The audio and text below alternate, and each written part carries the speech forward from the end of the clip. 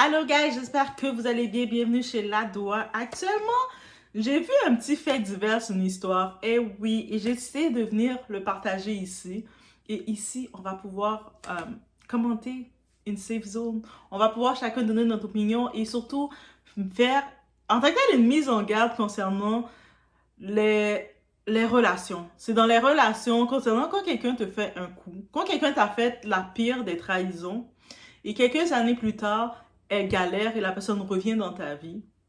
C'est pas parce que tu l'as pardonné que tu dois reprendre la personne qui a essayé qui t'a fait du mal, qui a pas essayé, qui t'a réellement fait du mal. C'est pas à cause de ça que tu dois dire, ah, je t'ai pardonné, mais tu peux revenir dans ma vie ou quoi que ce soit. Il faut apprendre à écouter qu'est-ce qu'on a vécu, notre témoignage, qu'est-ce que quelqu'un nous a fait vivre et laisser les gens à distance de nous. Je sais, avec les réseaux sociaux, des fois, il y a beaucoup de personnes dans notre passé qui nous ont fait du mal. Quelques années plus tard, ils nous retrouvent sur les réseaux sociaux, ils tellent des fleurs, ils veulent apparaître dans notre vie comme coucou. Ah, mais c'était le passé. Si je t'ai fait du mal dans le passé, je t'ai fait du mal, mais c'est rien, c'était le passé. Tu peux pardonner. Pardonner, c'est une chose pour on se libère, mais pardonner ne veut pas dire que je te reprends dans mon cercle. Surtout si dans mon passé, tu n'as pas été éblouissant dans mon passé, si tu m'as créé des événements traumatisants dans mon passé, j'ai aucune raison de te reprendre. On va parler de ça, guys. Yes, je me suis basée, j'ai vu une storytelling de la chaîne de Kabibi et je me suis dit, je vais en parler ici de ce que j'en pense. OK? En safe zone où il n'y a pas de coupure, où tu peux dire les choses comme tu veux. Et it's about everything. On y va. Yes.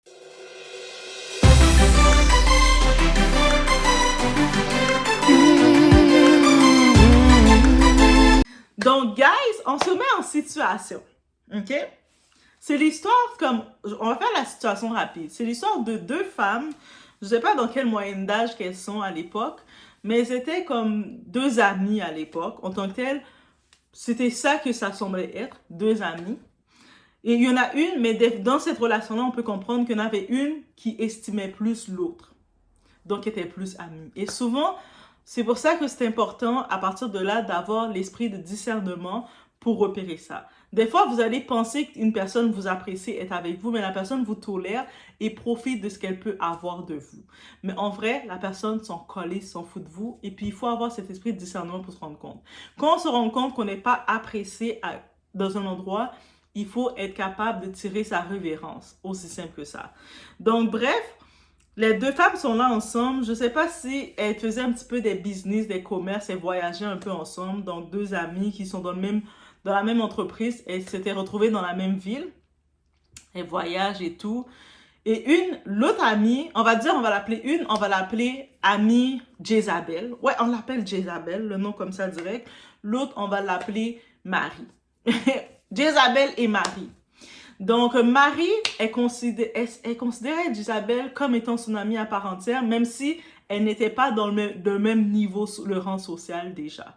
Il n'y avait pas le même rang social, mais ça change rien là. C'est comme peu importe que tu es dans un certain rang social, même si la personne est plus démunie, plus appauvrie que toi, plus affamée que toi, ça ne dérange pas. Tu regardes l'état de la personne, elle a l'air sympa et tout. Et par contre, dans une de leurs voyages, dans leur endroit, Marie, elle a rencontré un type. On va l'appeler Zigoto. Elle rencontre Zigoto, Marie rencontre Zigoto, il a l'air sympa. Vous savez, les gens de flirt, ils commencent à flirter ensemble, parler. Et lui, il habite loin, il est comme en Europe, il habite en tant que tel, il habite loin. Il est venu au pays. Donc, ça a l'air intéressant. Et ils échangent, ils se voient, il dit les mots, ah, toi, t'es trop belle, tu sais, t'es la femme de ma vie. Toi, quand je te vois, j'ai des étincelles dans mon cœur. Tu sais, on imagine ce genre de conversation. Rapidement, ou je sais pas, le facteur temps, Zigoto, Marie Zigoto, il dit, ah, reviens me voir en ville, comme ça, on va passer du temps ensemble. Tu sais, ça va être trop sympa, je t'apprécie trop. C'est vraiment, tu sais, on peut entamer quelque chose de sérieux. Marie, elle est un petit peu réticente. Elle veut pas y aller tout seule. Elle est pas trop confortable d'aller dans cette ville-là tout seule. Elle dit, ah, mais mon amie Jezabel, je vais le faire en sorte qu'elle vienne avec moi, qu'elle m'accompagne. Parce que, tu sais, mon amie, comme elle connaît cette ville-là, et j'ai confiance en elle, c'est mon amie. Là, Jezabel, elle arrive, elle est affamée de toute façon, Isabelle. Le genre d'ami affamé, tu dis, viens, on va manger ici, qui est contente, qui va venir. Bref. Et là, elle se retrouve dans la ville. Et puis là, Marie, son but de venir dans cette ville-là, c'est, tu sais, de voir Zigoto. Elle passe un petit peu de temps avec Zigoto. Ils sont intimes, donc ils ont une relation corps à corps. Et tout ça. Et là, Jézabel commence à lui faire des petits caprices d'amis. Ah, mais là, c'est pas juste que tu vas passer la nuit avec quelqu'un d'autre, tu me laisses comme ça. Moi, je suis venue ici, je t'ai accompagné. Quel genre d'ami que t'es. Mais tu sais, au moins la prochaine sortie que vous faites, je veux être là aussi. Tu sais, les gens d'amis, quand je vous dis le genre d'amis qui veulent s'imposer, le genre d'amis qui veulent s'imposer dans les dates. Comme on en a parlé de la situation que l'autre amie, l'autre Jézabel là, qui est venue, son amie s'en va dans un date avec son gars, et puis elle est venue s'imposer telle une animale, une animale affamée. Après, elle se plaignait parce que le gars n'a pas payé pour elle. C'est ce genre d'ami-là, là. Quand je vous ai dit de faire attention à ça, c'est un mot, c'est pas votre ami, c'est pas votre ami. Bref. Là, maintenant, Marie se sent un petit peu mal, elle dit, ouais, c'est vrai. Ok, prochaine activité, Zigoto, il est pas du coin, il est en Europe, donc il en profite. On va faire une activité, on va aller dans une grosse boîte de nuit, faire la fête, commander des bouteilles, manger, s'amuser. Et quand il arrive dans la boîte de nuit, on peut imaginer, quand des fois vous sortez avec une Jézabel, vous allez la voir, vous n'allez pas vous en rendre compte parce que c'est votre ami, on ne veut pas voir du mal de son ami, mais la Jézabel, elle va faire des gestes pour attirer l'attention. Elle va rire un peu plus fort. Elle est avec vous, mais votre gars est là, elle a envie de rire plus fort. Elle rit comme une chèvre, là. C'est-à-dire, on est toutes là et on entend qu'il rit plus fort. Elle va faire des gestes pour attirer l'attention, pour montrer qu'elle est cool. Et le gars, il regarde la Jézabel. Oh, elle a l'air super tranquille et sage. C'est la fille Marie, elle est super tranquille et sage. Et j'ai déjà goûté Marie. On a déjà été intime. Vous savez, le genre de zigoto. Eh, mesdames. Et là, maintenant, le gars, il décide de regarder Jézabel, qui commence à être chaude. Jézabel, elle a vu que le gars, il paye l'argent, il vient d'Europe, il paye l'argent, donc elle a déjà retiré sa culotte pendant la soirée. Elle a eu le temps, Marie s'est pas peut-être rendu compte, ils ont eu le temps d'échanger les numéros. Marie se rend pas compte, elle a confiance en Jézabel. Elle pense que c'est sa soeur, son amie. Et là, maintenant, quelques temps, le lendemain, elle voit que Zigoto est comme un petit peu froid, distant avec elle. Elle comprend pas, elle est comme, oh, pourquoi il est distant comme ça? On a passé une belle soirée, il est plus trop. Mais elle se laisse pas démonter parce qu'ils ont déjà été intimes ensemble, donc elle se dit qu'elle est dans une relation avec lui. Quand elle finit par venir le voir, elle remarque que Zigoto, il est dans son téléphone presque toute la soirée en train d'écrire. Il est comme ça. Elle est comme, oh, qu'est-ce qui se passe? Après un moment, elle voit un texte rapide de lui qui écrit, attends, je règle ça, ou il reçoit un appel et puis dit, attends, je vais régler ça. Elle est comme réglée quoi? Elle est là, elle comprend pas, elle le sent juste distant, mais sans trop comprendre. Et puis le gars, il commence à montrer, Zigoto veut montrer qu'il est un homme mature, sage. Il dit, ah, tu sais, Marie, moi je suis un bon gars, tu sais. Dès qu'un homme, Zigoto, commence à vous faire des discours, moi je suis un bon gars, je veux bien faire les choses, t'es un animal. C'est un zigoto. Dites ça dans votre tête, mesdames, c'est comme ça. C'est comme ça, c'est la règle. Bref, il commence à lui faire son discours que finalement, ça va pas marcher avec elle. Mais t'es une bonne fille. Toi, t'es une bonne fille, c'est rien contre toi. Mais moi, là, j'ai vu Jézabel, là, je l'ai vu sortir sa langue. Il y avait, et quand elle tenait son cocktail avec la cerise, elle a sorti la cerise en forme de cœur. Elle fait des choses spéciales avec sa bouche. Moi, il faut que j'essaye cette Jézabel-là, là. Toi, t'es trop bonne. Toi, Marie, t'es trop bonne. Jézabel, ma petite cochonne, c'est elle que je veux maintenant. Un homme, là, t'as rien de bon en toi. Tu peux passer, tu vois, deux copines qui arrivent ensemble, t'as passé de une, maintenant tu veux passer de l'autre comme ça. Et elle est tellement sur le choc. Et puis après, il annonce même que, ah, en passant, Jézabel est déjà en bas, elle est en train d'arriver. Jézabel n'a pas eu aucun sentiment de gêne, aucun sentiment d'amour-propre, aucun sentiment de rien du tout. Elle est rentrée chez le gars, elle a vu son amie Marie qu'elle a, elle sait que c'est l'ami de son ami. Elle n'a pas eu aucune gêne. Elle est rentrée. Allô? Elle avec son rire de chèvre. Et elle arrive. Et puis elle s'est sentie trahie parce que c'est une trahison. Et une trahison, On pardonne, on se libère, mais on n'oublie pas. Et c'est tout à fait normal. Et qu'on soit chrétien ou pas, on n'a aucune raison, quelqu'un qui nous a trahis comme ça, de la remettre dans notre vie. Donc, elle est restée, elle a pris du temps pour se remettre, ça l'a traumatisé, l'image est restée. Même, elle était un moment, elle a pris du temps, elle est restée sur le balcon pendant de longues minutes, peut-être en se forçant de ne pas pleurer avant de rentrer chez elle. Et puis, pendant qu'elle est là, tout seule, son amie n'a même pas eu un moment pour venir la parler, dire « Désolée chérie, mais je l'aime aussi ». Non, son amie est dans le salon avec son petit verre, son petit champagne, en train de rire, son rire de chèvre avec le gars zigoto. Jusqu'à ce qu'elle a fini de se ressaisir pour rentrer chez elle. Elle a repris sa valise, elle est retournée chez elle et puis elle a gardé ça en elle. Elle a commencé à cicatriser, mais quand tu vis une trahison, t'es tremblante. Tu marches à petits pas maintenant. Quand il s'agit de relations, il suffit que tu vis qu'une personne te trahit, que tu avais confiance.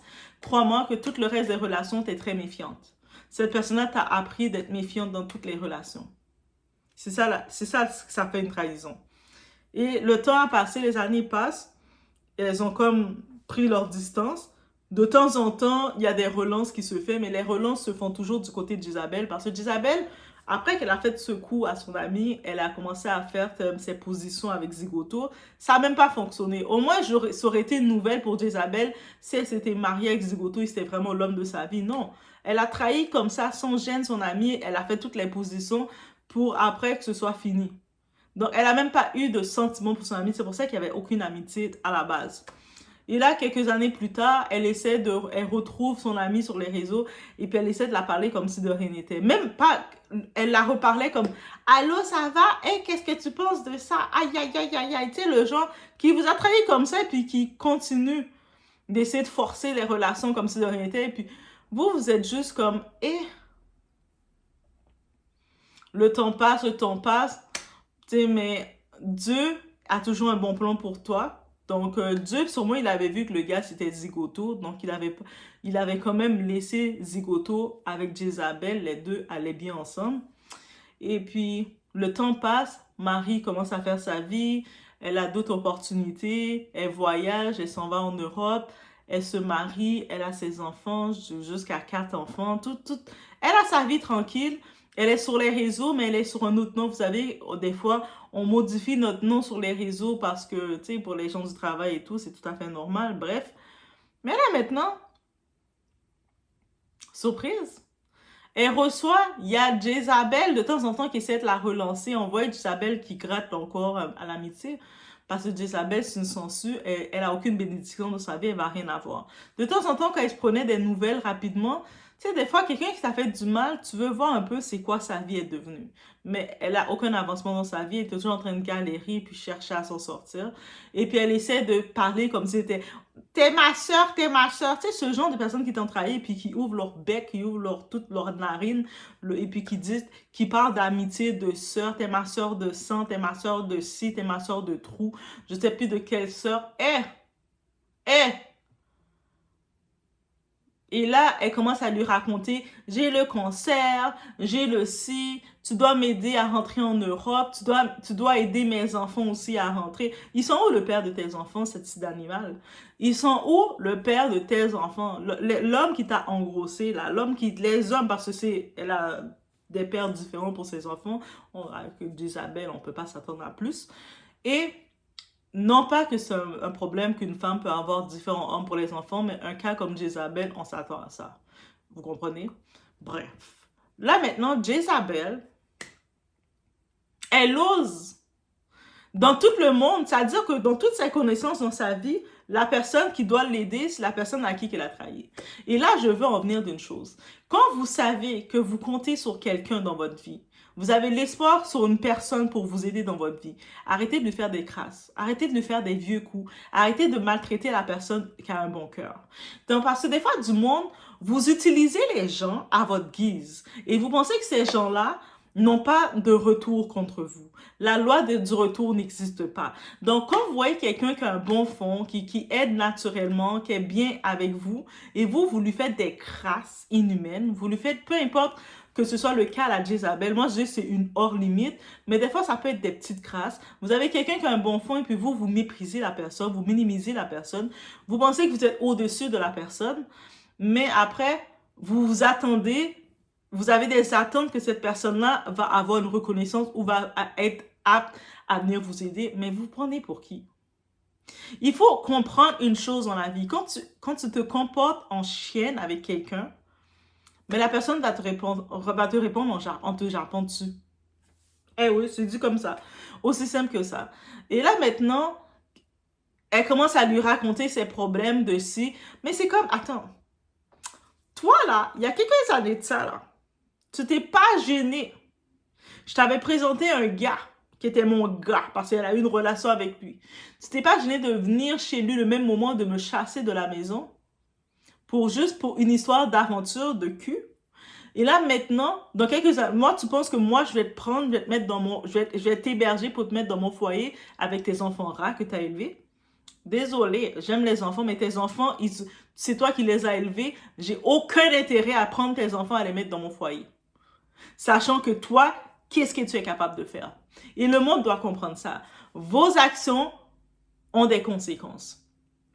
Et que le monde, là, je sais que les religieux vont dire « Ah, mais tu sais, à l'église, le pasteur a dit que tu dois pardonner. » Mais pardonner, c'est une chose. C'est pas parce que tu pardonnes que tu reprends la personne qui t'a fait du mal. Tu sais, c'est-à-dire que dans cette optique-là, vous, les religieux, quelqu'un qui vous a V, vous vous êtes fait V par quelqu'un. Là, maintenant, cette personne te dit, viens chez moi. Tu m'as pardonné. Si tu m'as pardonné, mais viens dormir chez moi. Vous allez aller dormir chez la personne qui vous a V? Non. Donc, arrêtez votre hypocrisie, les faux chrétiens. Je vous dis les faux chrétiens parce que avec vos faux titres de « Moi, je suis chrétien, il faut pardonner, là, Dieu a dit de pardonner. » Et puis avec votre bec, là, quand vous dites ça, vous méritez. Vous méritez. Vous héritez mon énergie, mon chose, là. Mais en vrai, c'est vrai. Et puis, c'est ça que dans la vie, beaucoup de personnes ne comprennent pas. Ils se permettent de vous faire du mal à quelque part. Ils se permettent de ne pas vous considérer. Ils se permettent de vous traiter n'importe comment. Et puis, quelques temps plus tard, ils viennent tels des fleurs devant vous. Et puis, vous devez juste ouvrir votre porte et avoir un gros sourire pour les accueillir. Hell no. Une trahison reste une trahison. Et c'est pas parce que quelqu'un te dit « je te pardonne, donc je me suis libérée de toi » que je vais te mettre dans ma maison ou que j'ai aucune chose à rendre avec toi. « Ah, tu sais quoi, j'ai le cancer, maintenant tu dois m'aider, c'est toi ma soeur. » Yo. Tu m'as trahi il y a quelques années de ça. J'ai accepté de vivre avec, mais j'ai aucune raison de te prendre toi maintenant, de te mettre dans mon foyer, et puis sachant que tu vas me le refaire la même chose que tu m'as faite ou encore pire. Maintenant que j'ai beaucoup plus que j'avais hier. C'est-à-dire que hier, j'avais beaucoup moins. Aujourd'hui, j'ai beaucoup plus d'intérêt parce qu'il y a beaucoup de monde qui vient dans ma vie avec de l'envie d'intérêt. Donc, c'est juste ça que je peux dire sur ce. Mais il faut faire attention à ce genre de personnes, de soi-disant amis, et qui ne vous considèrent pas. Des fois, ils vont vous faire des commentaires. Des fois, vous allez les voir, vous êtes investi avec la personne, vous voyez, vous avez des bons intérêts pour la personne, mais la personne a zéro intérêt pour vous. La personne vous considère à zéro. Mais par contre, elle a des attentes, elle vient se créer des attentes envers vous. Et puis, elle va essayer de faire une certaine manipulation, disons, mais on, t'es ma soeur et c'est notre enfant. Parce que la soeur de son premier enfant, si j'ai compris, elle a eu son premier enfant avec un type qui l'a abandonné parce que le genre de femme à la Isabelle, c'est comme ça. Bref, et là, elle veut la sensibiliser qu'elle est responsable de son enfant qui a 18 ans. Déjà, ton enfant à 18 ans, c'est un adulte. Et puis, au-delà de ça, c'est ton enfant, c'est pas mon enfant. Et puis, si tu étais tellement consciente que j'étais importante dans ta vie, tu n'aurais pas compromis notre relation en allant décider de te mettre en relation avec mon gars que tu savais que c'est mon gars. Aussi simple que ça. Même si tu sais, mon gars, c'était pas mon gars de ma destinée. Juste le fait que tu as osé le faire, et pendant que j'étais au plus mal, toi, tu étais en train d'ouvrir, tes deux jambes étaient écartées en train de rire. Et là, maintenant, tu fais « Ah, mais c'est rien, c'était juste un aventurier. » Oui, mais encore plus une raison. C'est-à-dire que si c'est avec un aventurier, tu n'as eu aucun sentiment pour moi, là, ça veut dire que tu vas venir prendre mon mari. C'est pour ça que je vous dis, il y a beaucoup de femmes qui ont des problèmes dans leur foyer parce qu'elles mettent des animaux, elles mettent des personnes comme ça qu'elles considèrent elle tout seule comme leur amie, elle les prend, elle va les appeler. Tu vas voir, l'animal va t'appeler comme ça. Tout le temps, elle ne te calcule pas. Quand ça va bien, quand elle est en train de fêter des anniversaires, quand elle est en train de kiffer sa vie, elle ne vous calcule pas. Mais d'un coup, quand sa vie galère, elle a besoin, elle recherche une bouée de sauvetage, elle retrouve vos coordonnées. Et allô, tu sais, ça va, Doha? Ça fait trop longtemps. J'ai vu que t'es vraiment belle là. Et j'ai vu que t'es trop si là. Ça fait trop longtemps. Tu sais, my God, girl, il faut qu'on parle, urgent. C'est quoi ton numéro? On se parle. Et le temps qu'ils disent qu'il faut qu'on se parle, c'est parce qu'ils veulent profiter de vous, guys. Ils veulent que profiter de vous. Ils veulent que prendre, ils ont qu'un intérêt vers vous. Et puis, ils vont essayer de vous amadouer avec les faux semblants du passé pour dire ah, tu dois, hey, je peux te venir chez toi. Le temps qu'ils arrivent chez vous, ils sont en train de repérer les lieux. Ah, tu sais, j'ai tel problème. Je suis à la rue, ou mon propriétaire m'a mis dehors, ou on m'a mis dehors, ou telle situation, je peux-tu rester chez toi? Eh, toi, t'es comme. Après, tu te sens mal. Ils essaient de créer une fausse culpabilité pour te faire sentir mal. Tombez pas dans ce piège-là. Tombez pas dans ce piège-là. Quand quelqu'un t'a révélé sa vraie nature envers toi, quand quelqu'un t'a révélé la méprise qu'elle a envers toi, il n'y a pas de retour en arrière. Tu sais, c'est comme quelqu'un t'a montré qui qu'elle était. Pourquoi toi, tu vas essayer de mettre la personne dans ta vie sous prétexte que, oh, mais elle vit le mauvais moment? Elle va trouver d'autres ressources. Il y a plein d'autres ressources dans le monde. Pourquoi c'est toi qu'elle appelle justement pour te raconter ses problèmes depuis ces années? Quand toi, tu avais des problèmes, elle t'aurait appelé. Quand toi, tu avais des problèmes, est-ce que toi, tu l'appelais même? Parce que la vie, c'est up and down. Donc, des fois, si quelqu'un se comporte mal avec toi, c'est qu'elle ne te considère pas dès le départ. Faut arrêter de forcer. Dès que tu vois quelqu'un te fait des... Moi, je suis comme ça que je fonctionne. Dès que je vois quelqu'un, tu me fais des petites actions bizarres, des comportements là bizarres, je me retire. Je te tire ma révérence et je n'ai pas besoin d'être en explication avec toi pour te dire pourquoi je me suis retirée. Parce que toi, tu es aussi assez... Tu dois être capable de comprendre que c'est sûr que quelqu'un va se retirer de toi face à comment tu te comportes. Aussi simple que ça. Donc, c'est vraiment ça que je peux venir pour revenir sur ça. Et en même temps, ça revient aussi sur une amie qui va être à l'aise de venir dans le date sa soi-disant amie, ou sinon une amie qui va contrôler le poste du partenaire, du copain de son ami. Ah, ton gars, j'ai vu, il avait plein d'argent. Eh! Notre amitié n'est pas rendue là. Ou une amie, dans ses contacts, elle a le numéro de ton gars. Notre amitié n'est pas rendue là non plus. Donc, pourquoi tu as le numéro de mon gars? Pourquoi, même comme tu es une amie, t'entends que je dis, ah, mon gars va venir me chercher, tu vois que tu es déjà en train d'aller te maquiller, t'arranger, moi je te regarde bizarrement. Je te regarde bizarrement, donc tu vas où? Moi je me rappelle, il y avait même une fois, une petite anecdote, il y avait une fille, mon gars venait me chercher. Et puis la fille, elle était en mode... elle était allée aux toilettes et j'ai vu qu'elle est revenue en train de se poudrer, s'arranger. Moi, j'étais comme... Moi, mon gars vient me chercher, je me suis même pas poudrée, j'étais en mode normal. Et puis, elle était toute en train de se pouponner devant moi. J'ai regardé. Quand mon gars est venu, elle était presque en limite à s'asseoir devant. Moi, j'étais comme, pardon, où est-ce que tu t'en vas là? Oui, si, je vais... Déjà, il faut que je lui demande pour qu'il te dépose dans un métro. Elle a dit, ah, il va pas pouvoir me déposer chez moi, mais il peut te déposer chez toi. Ensuite, il va venir... il peut te déposer chez toi, ensuite il va me déposer. Moi, je regardais, je dis, mais t'es folle, toi? Il va pas te déposer rien nulle part chez toi, là. Il a aucun endroit. Donc, on va te déposer dans tel métro et tu continues ta route, girl. Mon gars va pas te déposer chez toi. Il va pas venir me déposer chez moi pour après te déposer chez toi. Et puis, pourquoi j'avais cette réaction? Parce que quand tu as vécu une fois une trahison avec une personne, ah là, t'apprends à être méfiant. Et c'est pour ça que je dis l'expérience t'apprend à être méfiante. Tu étais naïve avant, tu pouvais être très bête et naïve. Maintenant, une personne, il a fallu qu'une personne t'ouvre les yeux et croyez-moi, tu deviens une très bonne coach pour devenir méfiante. Être coach, c'est pas être parfaite. C'est que tu as vécu une fois une trahison de une personne. Elle t'a montré que tu dois être vigilante et qu'on te dit, qu'on nos aînés nous disent, protégez votre foyer. Tu sais, on a les aînés, les personnes plus âgées que nous qui nous disent, protège ton foyer, fais attention à ça, dis pas, t'as ton partenaire qui te fait du bien, ne le dis pas comme ça à tes amis parce que ils sont pas, il y en a là qui sont en train de... Tu vas voir ton amie qui est là, elle a beau être jolie et tout, mais elle est en train de galérer là. Là, t'arrives, tu vois, ton gars, il commence à te faire des belles petites actions, mais ça crée de l'envie.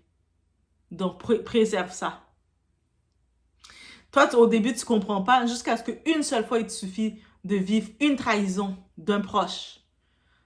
Quelqu'un que tu considérais ami, et après ça, tu prends plus de chance. C'est-à-dire que, imagine maintenant que cette personne-là t'a fait un coup qui t'est resté encore dans la gorge quand tu y repenses. Et là, cette personne-là, elle te parle de tu dois m'héberger chez toi, tu dois m'aider, tu dois si, t'es ma soeur. Cette personne-là, et des fois, c'est là qu'il faut être honnête avec les gens. Il faut dire, tu sais quoi? Je suis bien content, je vois bien que tu veux me parler, me parler de sœur et tout ça, mais moi là, t'es pas ma sœur. Depuis la dernière fois que j'ai coupé les ponts avec toi, je me suis détachée complètement de toi, c'est quand tu m'as fait cette trahison-là. J'ai compris que tu n'étais pas ma sœur et que tu étais encore moins mon amie. Donc là, je vois que tu me parles comme si j'étais ton espoir de la vie parce que tu es en train de galérer. Je suis bien triste pour toi, la seule chose que je peux faire pour toi, c'est prier pour toi. Te dire, Dieu va te délivrer, mais c'est pas Dieu, c'est pas moi ta délivrance. Je ne suis pas Dieu non plus. Et puis tu raccroches, et tu mets fin à tout ça, bloque de partout. Des fois, il faut apprendre à bloquer les gens aussi, là. Je voulais sur ce, c'était mon opinion sur ça. Oui, je suis libre de donner mon opinion sans être coupé et rien du tout. Et it feels beautiful, guys. It's about everything.